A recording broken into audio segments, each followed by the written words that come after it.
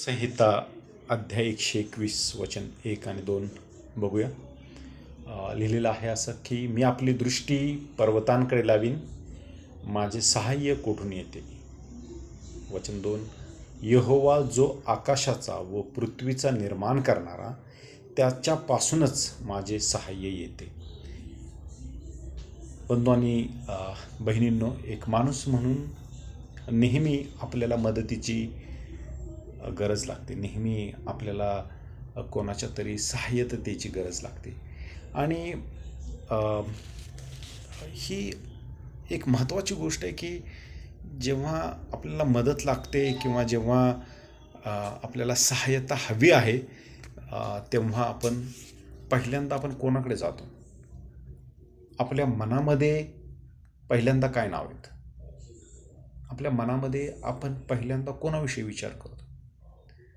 इथं लिहिलेलं आहे की स्तोत्रसंहिता ज्याने लिहिलेलं आहे तो म्हणतोय की मी आपली दृष्टी पर्वतांकडे लावतो, माझं सहाय्य कोणाकडून येत आहे?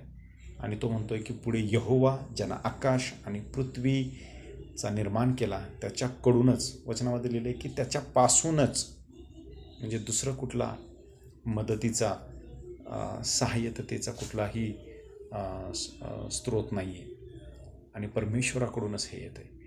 आणखीन एक आपण वचन बघूया. स्तोत्रसंहिता अध्याय 46 आणि वचन 1, त्याच्यामध्ये असं लिहिलेलं आहे की देव आमचा आश्रय व आमचे सामर्थ्य आहे, संकटात तो सहाय्यास सदा हजर असतो.